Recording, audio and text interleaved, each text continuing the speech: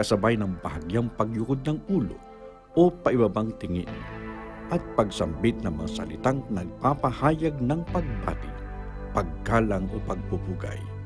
Pagkatapos nito ay ang pag-angat ng ulo ng nakangiti at nakatingin sa mata ng binabati. Pambansang pagbati, pagpapakita ng paggalang, kababaang loob at pagiging sensero nating mga Filipino.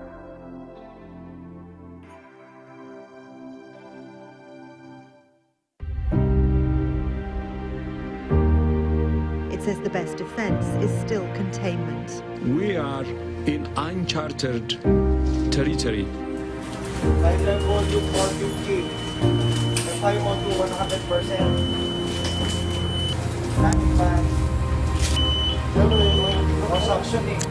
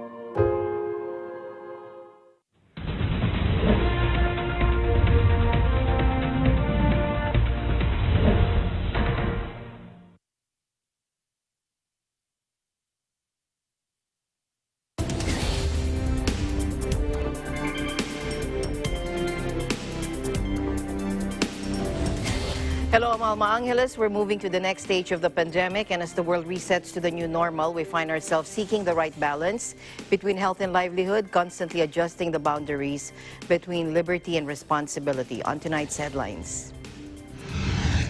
Joe Biden promised to end the darkness of Donald Trump's presidency in a speech accepting the Democratic nomination with an impassioned call for unity and a return to optimism. Dr. Anthony Fauci, the United States top infectious diseases official, said the government wouldn't make any future COVID-19 vaccine obligatory for the general public. China's foreign ministry defended its Coast Guard, saying they had carried out law enforcement activities and their actions are understandable after the Philippines accused them of illegally seizing fishing equipment near a disputed shoal in the South China Sea. And in Israel, moviegoers ride boats to its first sail-in floating cinema in Tel Aviv's Hayarkhan Park to enjoy watching a movie Corona style while keeping a safe distance between each other.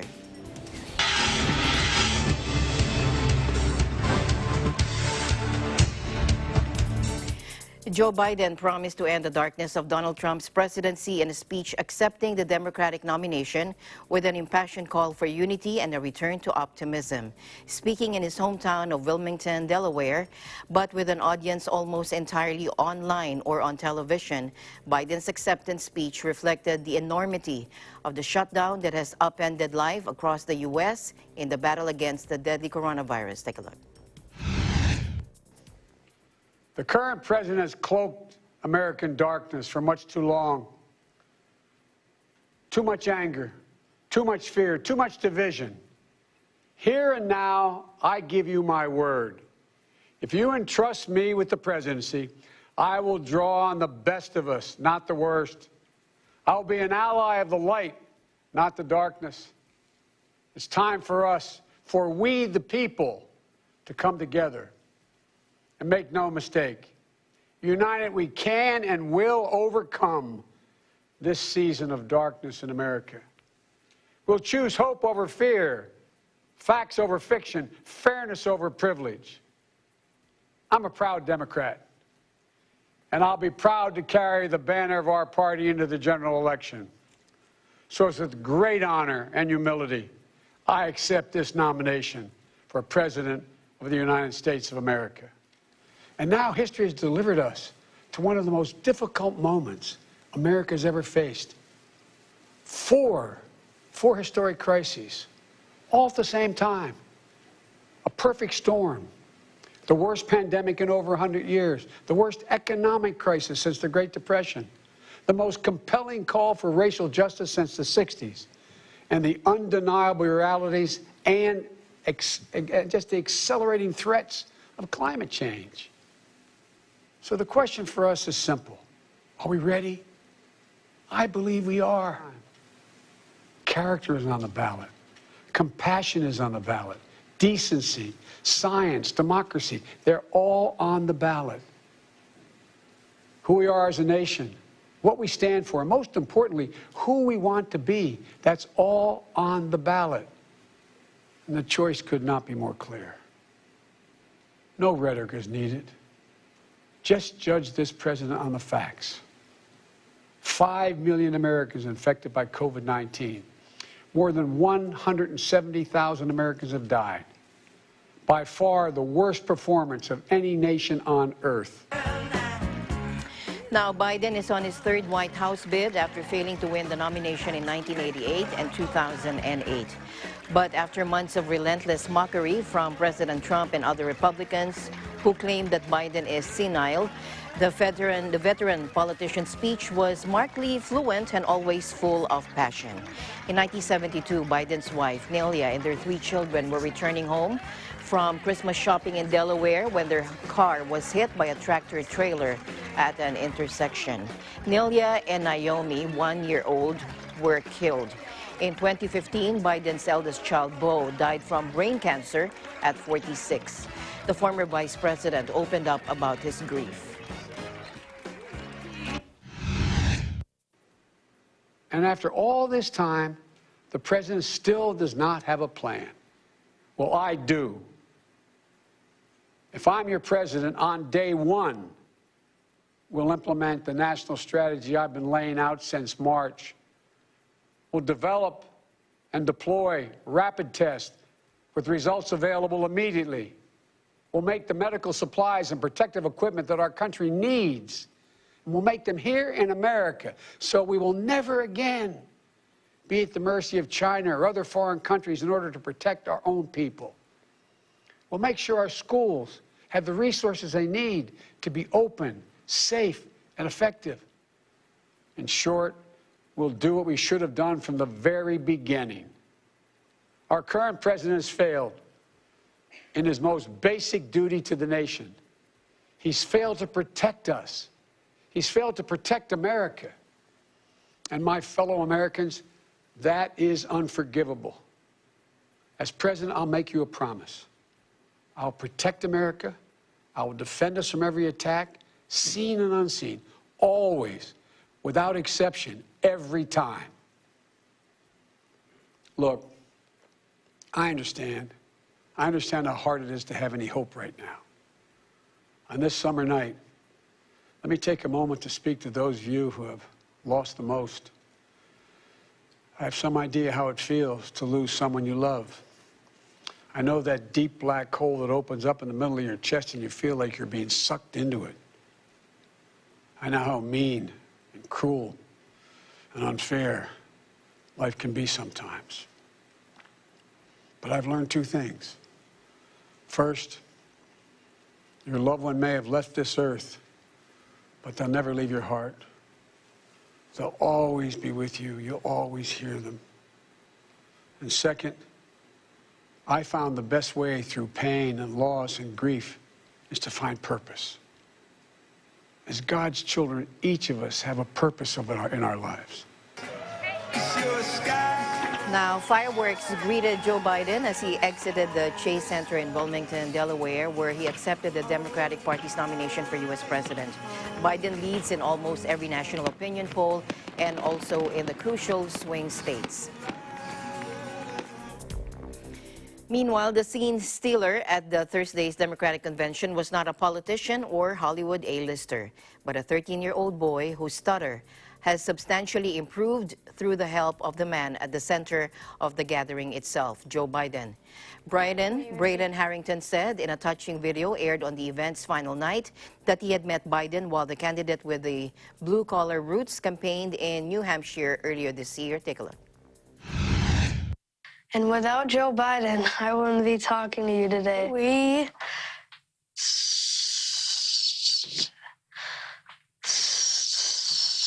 stutter.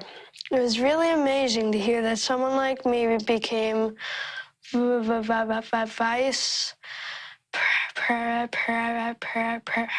president. And now I'm here talking to you today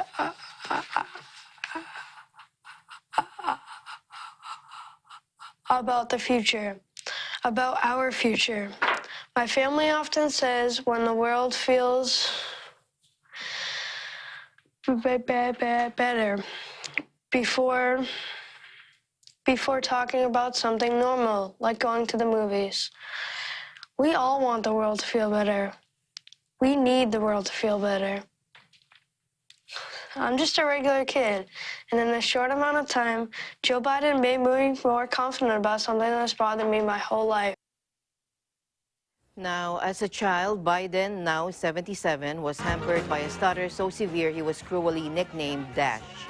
Biden said Biden sat him down and told him about the poems that he read aloud and practiced, and showed the boy how he marks his speeches in a way that helps make them easier to recite. Now, as mentioned earlier, Joe Biden leads in almost every national opinion poll, and also in the crucial swing states. But President Trump is fighting hard in what is shaping up to be an election of unprecedented ferocity and division. Take a look. Joe Biden is no friend of Pennsylvania. He's actually, for the reasons we just said, he's your worst nightmare. Biden supported every single globalist attack on Pennsylvania workers. NAFTA, China's entry into the World Trade Organization, which built China into a power, TPP, Korea, the horrible, ridiculous Paris Climate Accord, which stripped our nation of its energy, and the so-called Clean Power Plan. So tonight, we have Slow Joe will speak at the Democrat convention, and I'm sure that he'll just knock him dead. And he'll remind us that he was born in Scranton, but, you know, he left like 70 years ago, right? He's going to make a speech tonight. It's going to be very interesting to see how he does. And I hope he does well. I'll be honest, I do. I hope he does well. I really hope he does well. But I also want him to tell the truth. He's got to tell the truth about things. And he's going to do a lot better if he does, but hopefully not well enough. There's only one thing standing between your family and the radical left-wing mob, and that's your vote this November. This is a very important, I feel like I'm a wall. You know, we built the wall on the southern border. We're going to have 300. A former Trump strategist, Steve Bannon, was arrested and charged Thursday, along with 3 others for defrauding hundreds of thousands of donors in a Mexico border wall fundraising campaign in a blow to the Republican incumbent. The man, credited with orchestrating Donald Trump's 2016 presidential bid, denied 1 count of conspiracy to commit wire fraud and another of conspiracy to commit money laundering, according to U.S. media. He was released on $5 million on bail. This entire fiasco is to stop people who want to build a wall, he told reporters outside court, smiling broadly as he removed his face mask and got into a waiting car. The online crowdfunding campaign, known as We Build a Wall, raised more than $25 million, according to prosecutors, which the defendants promised would go towards construction of a southern border barrier, but which they instead siphoned off. The arrest is the latest in a string of high-profile criminal probes into President Trump's inner circle and comes just months before the November vote, in which the Republican hopes to win re-election. The president aimed to distance himself from the plot, saying, quote, "Don't know anything about the project at all."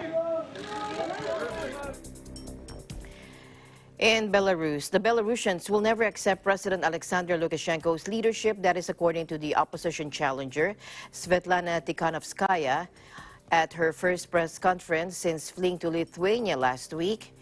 Now, Tikhanovskaya, who ran against Lukashenko in a disputed election on August 9, also said she planned to return to Belarus when she feels safe there. Here's her spokeswoman. Мы услышали, что саммит полностью признал победу Светланы Тихановской и абсолютно не поддержал и назвал Александра Лукашенко нелегитимным и уходящим президентом. Это очень хорошо. Это именно то, чего мы ждали от европейского руководства. И это позволяет нам сказать, что теперь все распоряжения и приказы Александра Григорьевича Лукашенко не обязательны к исполнению. Это очень важно сейчас донести до наших силовых структур. Supporters and the Lithuanian government have said she had little choice but to leave after coming under intense pressure from the authorities during a meeting at the Central Election Commission in Minsk. Belarus on Thursday opened a criminal probe into the opposition council, saying it was an unconstitutional attempt to topple Alexander Lukashenko. The EU on Friday demanded that Belarus halt the investigation, accusing it of intimidation. Meanwhile, the European Union demanded that Belarus halt a criminal probe into an opposition body set up to oversee a peaceful transition following a disputed election, accusing the regime of intimidation. Take a look.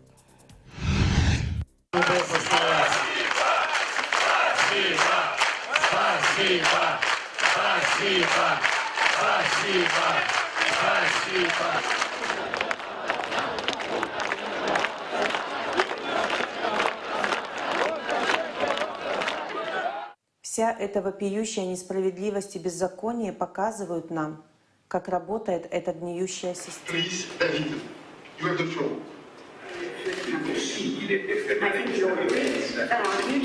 The European Union stands in solidarity with the people of Belarus, and we don't accept impunity.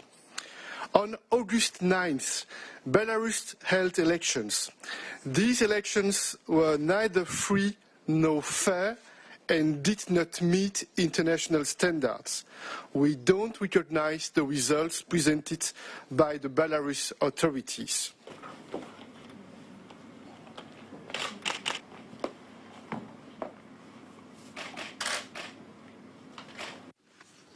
Продолжается финансирование уличных акций и беспорядков. Западные государства уже напрямую, не скрывая, в открытую, заявляют о сборе средств и направлении их в Беларусь. Спасибо, спасибо, спасибо. Да, спасибо нашим учителям. Доброе утро, коллеги, доброе утро, коллеги. Мы не должны, вы не должны ни в коем случае. Вчера увидела, как наш начальник рассказывает. In other news, doctors treating Russian opposition figure Alexei Navalny said that there was no evidence to back the claims he was poisoned, as aides accused authorities of risking his life by refusing to allow his evacuation to Germany for treatment. Take a look. На сегодняшний день из тех исследований, которые были выполнены, ядов не выявлено. Dr. Kalinichenko said Navalny's condition was unstable, making it too dangerous to move him. Now, Navalny's spokeswoman, Kira Yarmish, said the refusal was a ploy to hide the poisoning and put his life at risk. An air ambulance dispatched by a German charity to bring Navalny to Berlin for treatment had landed in Omsk after Chancellor Angela Merkel extended an offer of treatment. Foreign leaders, including Merkel and French President Emmanuel Macron, have voiced concern concern for Navalny, who has faced repeated physical attacks and prosecutions in more than a decade of opposition to Russian authorities. The U.S. Embassy in Moscow said in a tweet on Friday that if the poisoning claim proved true, it would present a grave moment for Russia, and the Russian people deserve to see all those involved held to account. Navalny lost consciousness shortly after his plane took off on Thursday from Tomsk in Siberia, where he was working to support opposition candidates ahead of regional elections next month. The brother of a suicide bomber who killed 22 people at an Ariana Grande concert in the British city of Manchester was jailed for life for playing an integral part in the attack. Joining us live and for the updates on this report, here's Aribel Celestino. Hello, Aribel. Hello, Alma. Thank you so much for having me. So here's our report from the UK. Families of victims of the Manchester Arena bombing in 2017 expressed their emotion and relief after Hassan Abedi, the brother of the suicide bomber who killed 22 people at an Ariana Grande concert in the British city in Manchester, was on Thursday jailed for life for playing an integral part in the attack. Let's hear their reactions. Today's sentence given to Hassan Abedi signifies the end of another chapter in our lives and reaffirmed to us that the British justice system is strong and fair and punishes those who break the law. Although our lives have been deeply affected by what happened, we can now at least put the trial behind us and mentally prepare ourselves for the public inquiry that is starting soon. Say it's been a roller coaster ride of emotion in there. But so it has. The thing that's come through for me is just the resilience and strength of everyone in there, the families. It's just incredible, absolutely incredible how people have rallied and come round despite everything. The amount of work behind the scenes with the sequence of events, fingerprinting, call logs, etc., to ensure everyone had a full picture of just how involved he was, has been so painful and so helpful and informative. The attention to detail has made sure that we have got the guilty verdict that we so deserved for Chloe and Liam and the other families. The 23 was convicted of murder, attempted murder, and conspiring to cause explosions at a trial that ended in March, after one of the worst terror attacks on British soil. The Islamic State group-inspired bombing carried out by his 22-year-old brother Salman detonated among crowds of mostly young people leaving the concert at the Manchester Arena. The youngest victim was aged just 8. Others included parents who had come to pick up their children. Prime Minister Boris Johnson called the attack in the northwestern England a horrifying and cowardly act of violence, which targeted children and families. Those who were taken from us will never be forgotten, nor will the spirit of the people of Manchester who came together to send a clear message to the entire world that terrorists will never prevail, he added in a statement. In court, Judge Jeremy Baker said Abedi would spend a minimum of 55 years in prison for playing an integral part in the preparation of the premeditated attack. The trial heard he was in Libya when the attack took place on May 22, 2017, but helped his brother plan it for several weeks, including by obtaining chemicals for the homemade bomb. The defendant and his brother were equally culpable for the deaths and injuries caused, he said. The stark reality is that these were atrocious crimes, large in their scale, deadly in their intent, and appalling in their consequences. The despair and the desolation of the bereaved families has been palpable, he added, paying tribute to the tremendous dignity and courage of the victims and their families. The judge said that the motivation for the attack and its targets would be abhorrent. to most followers of Islam.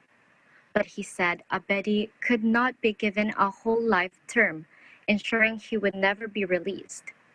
Because he was aged under 21 at the time of the offenses.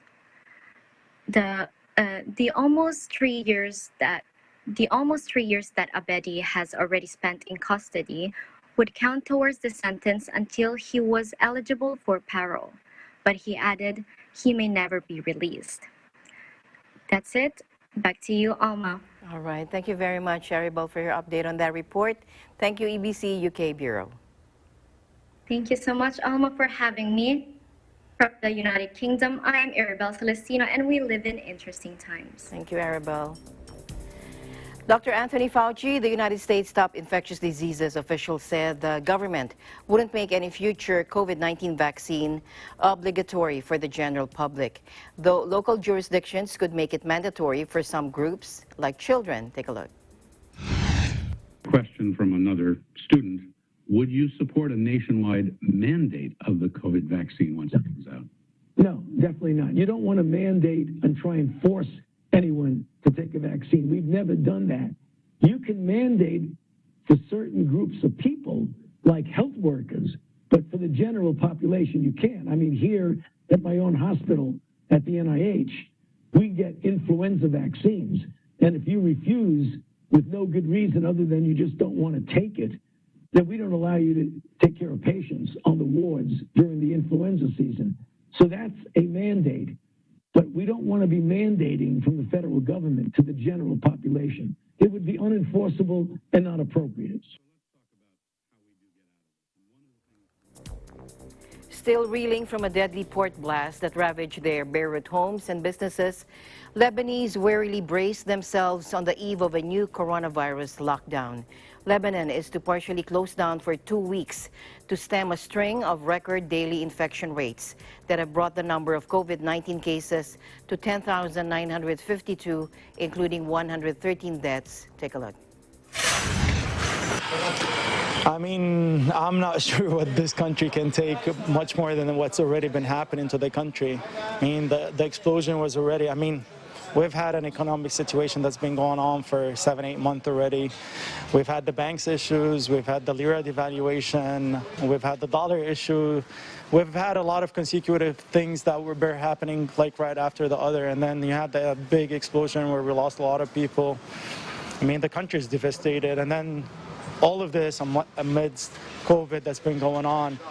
With 2 weeks closing, I understand the health issues that's behind COVID and all that, but I'm not sure if this country can handle any more closing, especially with right now, everybody's trying to see how they can get back on their feet. We've been through a lot already, and for us, I think we've hit rock bottom, so there's only the way up. We gotta go back up, we gotta strive to move this country forward. I know we have a lot of political issues in the country, but once we're down, the only way is to go back up. The only way through is forward. That's how I see it. Authorities fear Lebanon's fragile health sector would struggle to cope with a further spike in COVID-19 cases, especially after some hospitals near the port were damaged in the explosion. And they've said the new lockdown measures, which include a nighttime curfew from 6 p.m. to 6 a.m., will not affect the cleanup or aid effort in areas ravaged by the blast. Lebanon's stay-at-home order from Friday is only the latest such decision after a months-long lockdown from mid-March, which exacerbated the economic crisis. Meanwhile, French Education Minister Jean-Michel Blanquer said that schools will reopen as planned in September during a visit to a school in Montataire in the Oise region of France. The Education Minister said he didn't want to reinforce inequalities or difficulties at school because of health circumstances, despite the significant increase in the number of cases in the past few days. Take a look. Nous voulons évidemment que l'éducation soit pour tous et qu'il n'y ait pas de renforcement des inégalités ou des difficultés scolaires du fait des circonstances sanitaires. Donc j'ai deux impératifs qui sont complémentaires, c'est protéger tous, les élèves et les adultes, mais aussi assurer l'éducation de tous, et c'est un point fondamental. C'est pourquoi la rentrée aura bien lieu comme prévu le 1er septembre. The education minister also said that French school children above the age of 11 will be required to wear masks when they return to school in just over a week in a bid to halt the quickening spread of the coronavirus. The new policy marks a toughening of measures as coronavirus infections pick up pace in France with 4,700 new cases reported on Thursday, a massive increase on the previous day and a post-lockdown record. The government will provide masks for families with limited income on a case-by-case basis. According to Blanquer, as he visited the school in this region in northern France, an area heavily affected by the virus. The measure concerns pupils between the ages of 11 and 18. Pupils are due to return to school on September 1. Pediatricians on Wednesday called on the government to establish clear and precise strategies to deal with the discovery of a COVID-19 infection within a school. Blanquer said he was paying close attention to pediatricians' opinions and said he would be willing to extend obligatory mask wearing to 9 and 10-year-olds. The coronavirus outbreak has claimed more than 30,400 lives in France so far. Now, going back to the live episode of the podcast Healthy You, Surviving a Pandemic, hosted by George Washington University. Again, Dr. Anthony Fauci said, although he's an advocate regarding the importance of in-school learning, he also warned that some schools might be the perfect setting for a coronavirus outbreak. Let's listen in. World and we, as you know, the United States, I think there's a difference there, Frank. I think that if you look at the situation with regard to the current pandemic, is that children clearly have much less of a chance of having a serious outcome when you look at hospitalization rates per 100,000 than adults. And in fact, if you look at the graph, it literally gradually goes up until you get a very high hospitalization rate per 100,000 among the elderly. So age is an issue. However, we should not neglect the fact that children, some can get seriously ill, much lesser likelihood than the adults. There are other syndromes that we're just starting to see right now, inflammatory syndromes that children have. We don't know the extent of that. It seems to be unusual, but we don't know the full extent. But the issue is we're starting to learn a lot about children getting infected. They clearly do, and there have been some studies to show that children from 10 to 19 can transmit to adults as easily as adults transmit to adults. So they certainly are capable of transmitting. The degree to which they do, I think, is going to learn a lot about in the coming weeks and months.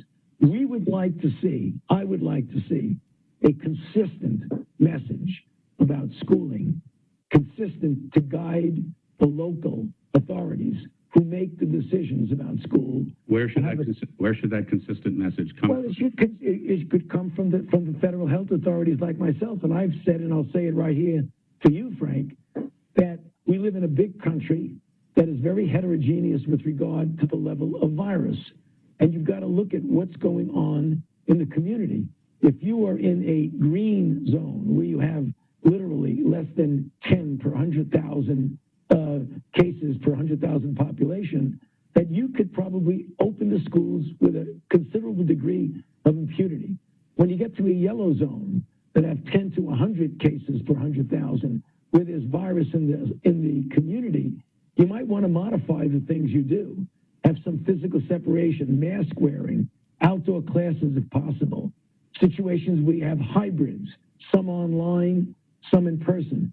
When you get to the red zone where there clearly is over 100 cases per 100,000, and there's a lot of virus activity, you really want to think twice before you get the children back to school. I don't think there should be an all or none. All the kids go back or all the kids stay locked in. You've got to look at extenuating circumstances, and you've got to look at the location where the school is. The Center for Health Protection today said it is investigating 18 additional COVID-19 cases, of which 17 are locally transmitted. In Hong Kong, of the local cases, 12 are related to previous ones and 5 are those with unknown sources of infection. And the Hong Kong Center explained that it registered 3 more COVID-19 cases linked to Kwai Chung Container Terminal Cluster, and the patients are staff of Wang Kee Port Operations Services Limited. Take a look. We have given around 8,000 bottles to the operators of the Kwai Chung terminal, and they told us that they have distributed 6,500 bottles to the workers.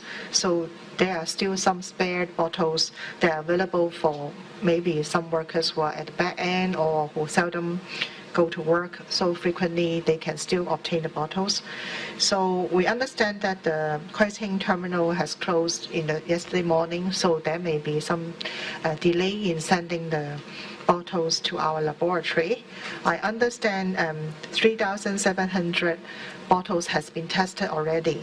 So there are some bottles that have been handed into the laboratory, maybe 1,000 or so. I do not have the exact figure because they are handing in maybe continuously. So so that will be tested in the coming, maybe currently. Meanwhile, Hong Kong will offer a free coronavirus test to all 7.5 million residents next month, according to the city's leader on Friday. But it was unclear how many would take part in the scheme run by companies based in mainland China. Initially a poster child of the pandemic, Hong Kong has seen a third wave of virus cases, blamed on exemptions from quarantine rules for air and ship crews and some business travelers. Carrie Lam, the finance hub's leader, announced that voluntary mass testing would start on September 1 and go on for 2 weeks. Filipinos are reacting to the re-emergence of the COVID-19 community cases in New Zealand. Greg Bessa files this report. The Filipino community in New Zealand was part of the strong and united 5 million team that worked together with the government in successfully stamping out the first wave of COVID-19 cases that hit the country during the first 2 quarters of this year. As New Zealand is now experiencing a second wave of the coronavirus infection by community transmission, members of the Filipino community are again willing and ready to be part of such team as the government is reinforcing once more its go hard, go early strategy aimed at defeating the resurgence of COVID-19 for the second time around. Due to new COVID-19 community cases in South Auckland, the Prime Minister, upon consultation with her cabinet and health officials, decided to put the Auckland region in lockdown at alert level 3, while the rest of the country was under alert level 2 for 3 days from the midday of 12 of August. As the number of cases grew while the government was determining the source of the community infection, the status of alert levels was extended to another 12 days until the midnight of 26 of August. In the Auckland region in particular, wherein travels are strictly prohibited unless classified as essentials, members of the Filipino community are doing their best to comply with the government guidelines and restrictions in terms of their movement and in adhering to health and safety requirements. They are also taking advantage of the lockdown to do productive activities within their respective bubbles. Yet, just like the rest of the population in New Zealand, a number of Filipinos from various backgrounds have expressed their views, sentiments, and apprehensions on the re-emergence of the coronavirus in the country. I appreciate the Prime Minister's quick decision to move and impose alert level 3 in Auckland greater area to combat the resurgence of the COVID-19. The government made the right decision to impose restriction again, but they should have a solid plan. As a health worker, my message to my fellow nurses in New Zealand and all over the world, we should keep ourselves safe by observing all the necessary precautions in preventing the spread of the disease. Yeah, initial reaction regarding us going back to lockdown 3, especially here in Auckland with a community transfer. Like everybody, I guess we were a bit scared and unsure of what was going on. But then again, realizing how we tackled the first lockdown, we just had to say and trust the government at this stage. They've done a good job. It was really a surprise to learn that there is a community transmission of COVID-19. Well, that is after 100 days of no active cases. To be honest, it created a bit of panic in my family until it sinks in and it becomes our new normal again. Well, in Auckland, we are alert level 3 at the moment. The impact of this is to my students. As a teacher, it's a huge and massive impact to the learning of our students. Surprising to find ourselves back to lockdown last Wednesday. And it was unbelievable because we get used to living our lifestyle in alert level 1. But I'm pretty sure that it was all for our own good and for our own safety. So let's just comply to the lockdown rules. Let's all stay home, wear masks if we're going out, and let's all hope and pray that this crisis will soon come to an end. COVID-19 pandemic has once again reappeared, causing Auckland to go back to level 3 and all the other places here in New Zealand back to level 2. As a Cambridge student, it is very worrying for us, as far as I know, that our end-of-year exams may or may not be happening. Ang masasabi ko lang po na bumalik po ang second wave na COVID-19 dito sa New Zealand ay iba yung pag-iingat, lalong-lalo na po kami mga FW rito ay nangangamba rin po sa pagkat ang sakit na to ay talagang lumalaganap na sa buong mundo at marami na rin po napipinsala na mga trabaho, lalo-lalo na po yung mga kababayan natin dito sa New Zealand na walan ng trabaho po. Ang reaksyon ko po sa muling pagbabalik ng COVID-19 dito sa bansang New Zealand ay ayun po, nakakalungkot at muli po ay bumalik kami sa dati na kailangan ng social distancing, lalo na po sa pamimili, kailangan mo rin mag-ingat at minsan ay hindi ka malayang nakakapunta sa mga kaibigan mo, sa mga mahal sa buhay mo. On the other hand, Philippine Ambassador to New Zealand, His Excellency Mr. Jesus Domingo, is calling the cooperation of the Filipino community in abiding with the government's COVID-19 guidelines, as he is reassuring them of the Philippine Embassy's continuing services amid the reactivation of alert levels across the country. Regarding the recent announcement of Alert Level 3 in Auckland and Alert Level 2 sa iba-ibang parte ng New Zealand, we just advise our kababayan na sumunod tayo sa mga patakaran and protocols regarding the alert levels, and just generally stay home, stay safe, and this is not a cause to panic. Otherwise, New Zealand is still one of the best has one of the best managed responses sa COVID-19. Just also to remind na the embassy, of course, remains open. There's no effect in our schedules. Tuloy-tuloy po ang serbisyo namin. And also, if you need to go home through the repatriation flight, please register with the embassy kung hindi pa kayo naka-register sa amin, and follow our Facebook page and our website for updates on other activities and developments regarding repatriation, COVID-19, and embassy services. As the government is waging another battle against COVID-19, Director General of the Minister of Health of New Zealand, Dr. Ashley Bloomfield, is rallying once more the support of the 5 million team by saying, and I quote, "We have done this before. We can do it again." From Lower Hutt, Wellington Region, New Zealand, this is Greg Bessa. We live in interesting times. Thank you, Greg. Eagle News will be right back.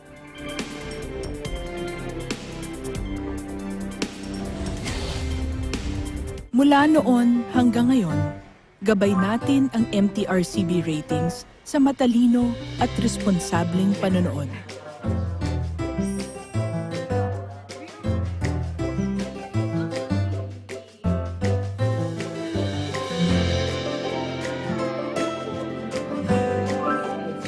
Sa tamang pagsunod sa MTRCB ratings, ginagawa nating ligtas at makabuluhan ang panonood ng bawat miyembro ng pamilyang Pilipino. Lumipas man ang panahon, hanggang may pamilyang Pilipino, andyan ang MTRCB.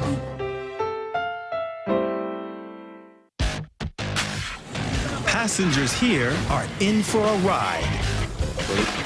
Taxi drivers here need nerves of steel, while passengers here can get an eyeful along the way. Rev taxis accommodate passengers all over the world. The Driver, our series. Rev.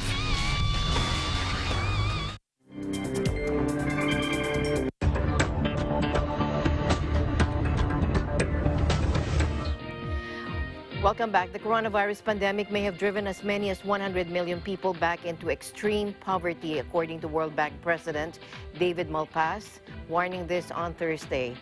World Bank estimated that 60 million people would fall into extreme poverty due to COVID-19, but the new estimate puts the deterioration at 70 to 100 million, and he said that number could go higher if the pandemic worsens or drags on. The situation makes it imperative that creditors reduce the amount of debt held by poor countries at risk, going beyond the commitment to suspend debt payments, according to Malpass in an interview with AFP. Even so, more countries will be obliged to restructure their debt. Advanced economies in the Group of 20 already have committed to suspending debt payments from the poorest nations through the end of the year, and there is growing support for extending that moratorium into next year amid a pandemic that's killed nearly 800,000 people and sickened more than 25 million worldwide. But Malpass said that will not be enough, since the economic downturn means those countries which already are struggling to provide a safety net for their citizens will not be in a better position to deal with the payments. The pandemic has killed at least 792,396 people worldwide since surfacing in China late last year, according to a tally from Johns Hopkins University. More than 22.5 million cases have been registered. Australian company Logus will invest $350 million in Vietnam. Let's find out more from Ralph Wandolph-Empay. Australian company Logus plans to invest $350 million in the logistics real estate segment in Vietnam to take advantage of rising demand in the country. It has established Logus Vietnam Logistics Venture, a joint with an unidentified global investor. Logus said in a statement that it wants to develop logistics real estate in Ho Chi Minh City, Da Nang, and Hanoi to cover the entire country. Logus said Vietnam's significant growth in e-commerce makes it an attractive market for investors and customers alike. The country has seen growing competition in e-commerce between local players like Tiki and Sendo and Singapore's Shopee and Lazada in recent years. The market grew by 32% last year to $11.5 billion, according to the Vietnam E-commerce Association. Glenn Hughes, head of Logus Vietnam Logistics Venture, said that the long-term potential of the Vietnam logistics market is supported by strong tailwinds as companies seek to diversify their supply chains across multiple countries and further invest in technology within their facilities to meet the growing demand of e-commerce. Logus has a portfolio of 100 logistics estates in 9 countries. This is Ralph Wandolph-Empay bringing you the latest updates here in Vietnam. We live in interesting times. Meanwhile, China's foreign ministry defended its Coast Guard, saying they had carried out law enforcement activities and their actions are understandable after the Philippines accused them of illegally seizing fishing equipment near a disputed shoal in the South China Sea, sparking a fresh spat with Beijing. Beijing also accused Philippine military aircraft of invading Chinese airspace in another disputed section of the sea and urged Manila to immediately stop illegal provocative activities. Take a look.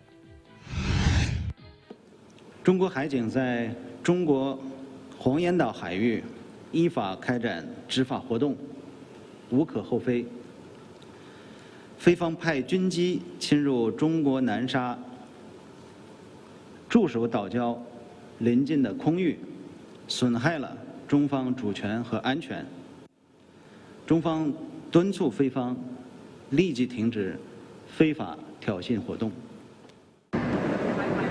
The Philippines accused China's Coast Guard Friday of illegally seizing fishing equipment near the disputed shoal in the South China Sea and sparked a fresh spat with Beijing. Scarborough Shoal, one of several reefs controlled by China, is one of the region's richest fishing grounds and a flashpoint between the two countries. The Philippine Foreign Ministry said it has lodged a diplomatic protest over the illegal confiscation by the Chinese Coast Guard in May of floating devices known as payao that are used to catch fish. It also resolutely objected to China issuing radio challenges to Philippine aircraft conducting maritime patrols in areas of the sea claimed by Manila. China's foreign ministry defended the Coast Guard, saying they had carried out law enforcement activities and their actions are understandable. Beijing claims almost the entire South China Sea, despite competing partial claims from Brunei, Malaysia, the Philippines, Taiwan, and Vietnam. It has also ignored a 2016 International Tribunal ruling that declared its assertion as without basis. Moviegoers ride boats to Israel's first sail-in floating cinema in Tel Aviv's Hayarkan Park to enjoy watching a movie Corona style while keeping a safe distance between each other. Take a look.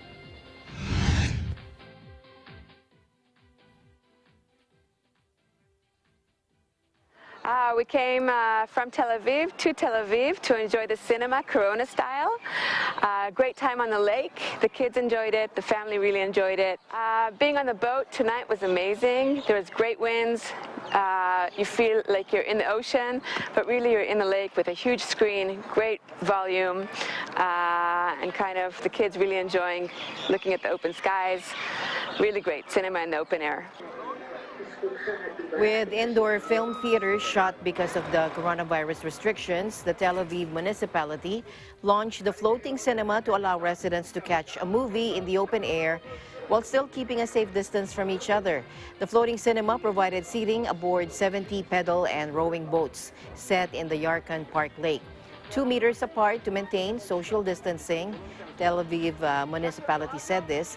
Now, not exactly stadium seating, but there's plenty of room for popcorn and drinks in these seats. Now, in time of physical and emotional distance, we give importance to the unsung service delivered by our frontliners. Our news correspondents positioned all over the world. Without them, we would not have the eagle-eye focus on the facts of this pandemic and its continuing repercussions on our lives. To our international correspondents, thank you for staying in touch with our viewers. Stay safe, protect yourselves and others. Good night. I'm Alma Angeles. We live in interesting times.